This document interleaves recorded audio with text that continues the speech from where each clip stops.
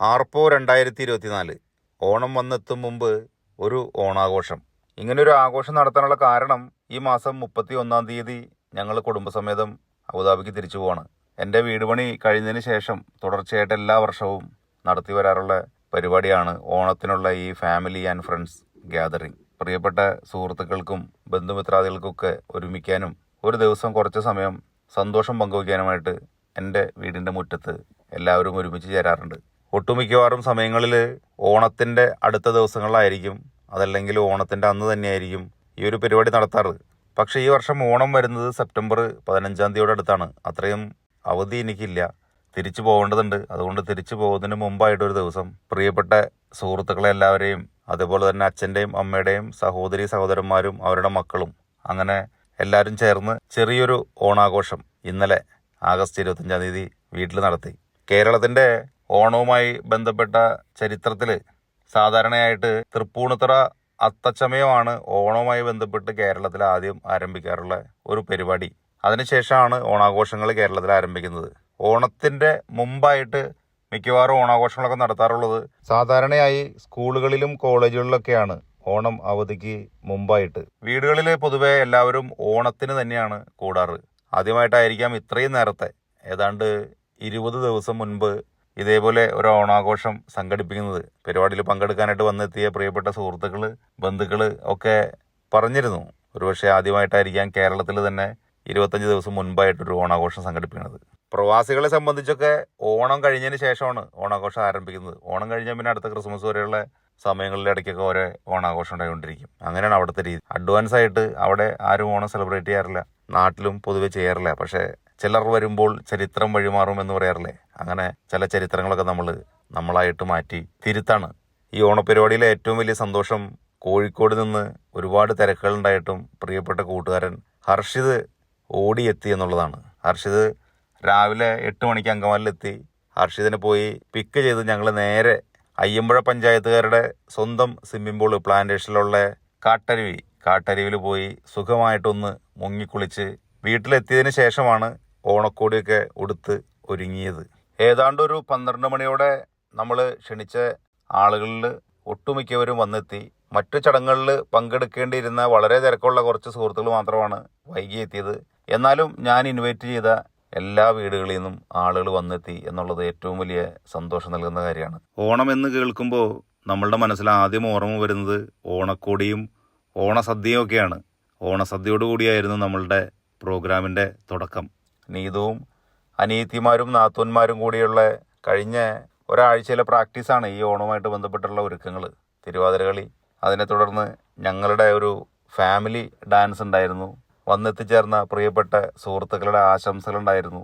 അത് കഴിഞ്ഞ് കുട്ടികൾക്കും മുതിർന്നവർക്കുള്ള മത്സരങ്ങൾ, വടംവലി, അങ്ങനെ ഓണവുമായി ബന്ധപ്പെട്ട് നടക്കുന്ന എല്ലാ പരിപാടികളെയും ഉൾപ്പെടുത്തിയിട്ടാണ് ഈ ഒരു ചെറിയ ഓണാഘോഷം വീടിൻ്റെ മുറ്റത്ത് സംഘടിപ്പിച്ചത്. തിരക്കുകളുടെ ഇടയിലും വന്നു ചേർന്ന എല്ലാ പ്രിയപ്പെട്ട സുഹൃത്തുക്കൾക്ക്, നമ്മളുടെ ബന്ധുമിത്രാദികൾക്ക് എല്ലാത്തിൻ്റെയും ഒപ്പം ചേർത്ത് പറയേണ്ട 4 കുടുംബങ്ങളുടെ ഉണ്ട് എൻ്റെ 4 അയൽപക്കം. ഞങ്ങൾ ഒരു വീട് പോലെയാണ് 4 പേരും ജ്യേഷ്ഠാനുജന്മാരാണ് എന്നുള്ളതാണ് ഏറ്റവും രസകരമായിട്ടുള്ള കാര്യം. ആ 4 ജ്യേഷ്ഠാനുജന്മാരുടെ നടുവിലാണ് ഞങ്ങൾ വന്ന് സ്ഥലം വാങ്ങി താമസിക്കുന്നത്. അങ്ങനെ ഞങ്ങളും ആ ഒരു കുടുംബത്തിലെ അംഗമായിട്ട് മാറി. കേരളത്തിലെ തന്നെ ഏറ്റവും അറിയപ്പെടുന്ന വൈദികന്മാരിൽ ഒരാളായ ജോൺ പുതുവ അച്ഛനുണ്ട്. ആ അച്ഛൻ്റെ ഫാമിലിയാണ് എൻ്റെ 4 അയൽപക്കക്കാരും. അയലത്തെ പറമ്പിലെ കോഴി മതിൽ കടന്ന് ചാടി വന്നാൽ പോലും അയൽപക്കത്തിലുള്ള ആളുകൾ തമ്മിത്തലുണ്ടാക്കുന്ന ഈ കാലഘട്ടത്തിൽ ഒരു കുടുംബം പോലെ വീടിൻ്റെ മുറ്റത്തൊരു പരിപാടി നടന്നു കഴിഞ്ഞാൽ ഓടിയെത്തി കാര്യങ്ങൾ അന്വേഷിക്കുന്ന, എല്ലാ കാര്യങ്ങൾക്കും സഹകരണമായിട്ട് നിൽക്കുന്ന അയൽപക്കക്കാരെ കിട്ടുക എന്ന് പറയുന്നത് ഏറ്റവും വലിയൊരു ഭാഗ്യമാണ്. അങ്ങനെ എല്ലാവരെയും ഒരുമിച്ച് ചേർത്ത് മനോഹരമായിട്ടുള്ളൊരു ഓണം സെലിബ്രേഷൻ നടത്തി. ഇങ്ങനൊരു സെലിബ്രേഷൻ നടത്തിയ സമയത്ത് പലരും ഞാനിതിൻ്റെ ഇൻവിറ്റേഷൻ അറിയിക്കുമ്പോൾ എന്നോട് ഇങ്ങോട്ട് ചോദിച്ചൊരു കാര്യം, അതല്ലെങ്കിൽ ഈ സെലിബ്രേഷൻ പ്ലാൻ ചെയ്യുന്ന സമയത്ത് പലരുടെയും മനസ്സിലുണ്ടായിട്ടുള്ളൊരു ആശങ്ക, വയനാട്ടിൽ ഉരുൾപൊട്ടലുണ്ടായി നിരവധിയായിട്ടുള്ള ആളുകൾ അപകടത്തിൽപ്പെട്ട് മരണപ്പെട്ടു പോവുകയും നിരവധി ആളുകൾ കാണാതാവുകയും നിരവധി ആളുകളുടെ ആയുഷ്കാലം മുഴുവൻ സമ്പാദിച്ച സ്വത്തുകളൊക്കെ ഒറ്റ രാത്രി കൊണ്ട് നഷ്ടപ്പെടുകയും ചെയ്യുന്ന ഒരു കാഴ്ച നമ്മൾ കണ്ടിട്ട് അധികം ആയില്ല. അപ്പോൾ അങ്ങനെയുള്ളൊരു സാഹചര്യത്തിൽ ഇതുപോലുള്ള ഒരു ഗ്യാതറിങ്ങിൻ്റെ ആവശ്യമുണ്ടോ, ഇതിനു വേണ്ടി ചിലവാക്കുന്ന പൈസ അതിനകത്തേക്ക് നൽകിക്കൂടെ എന്നുള്ള അഭിപ്രായങ്ങളൊക്കെ പലരും പറഞ്ഞു. ഞങ്ങളുടെ നാട്ടിൽ സുഹൃത്തുക്കളൊക്കെ കൂടുന്ന സമയത്ത് ഒരു തമാശയായിട്ട് പറയുന്നൊരു കാര്യമാണ്, ദൈവത്തിനുള്ളത് ദൈവത്തിനും സീസറിനുള്ളത് സീസറിനുമെന്ന്. വയനാട്ടിലേക്ക് നമ്മൾ എന്താണോ കൊടുക്കാൻ മനസ്സിൽ കരുതിയത് അതെല്ലാം വയനാടിന് കൊടുക്കുന്നുണ്ട്. ഇനിയും നമ്മളെ കൊണ്ട് പറ്റാവുന്ന സപ്പോർട്ട് തീർച്ചയായിട്ടും ഉണ്ടാവും. നമ്മളുടെ ചുറ്റും നിൽക്കുന്ന ബുദ്ധിമുട്ട് അനുഭവിക്കുന്ന ആളുകൾ, അത് വയനാടല്ല, തിരുവനന്തപുരം ആയാലും നമ്മളുടെ നാടായാലും, അങ്ങനെയുള്ള ആളുകൾക്കുള്ള സഹായം എന്നെ കൊണ്ട് പറ്റാവുന്ന രീതിയിൽ ഞാൻ അധ്വാനിച്ചുണ്ടാക്കുന്നതിൻ്റെ ഒരു ശതമാനം ഞാൻ മാറ്റിവെച്ചിട്ടുണ്ട്. ഇങ്ങനെയൊരു ഗ്യാതറിംഗ് നടത്താൻ പ്രധാനമായിട്ടും എന്നെ സംബന്ധിച്ച് 2 കാര്യങ്ങളാണുള്ളത്.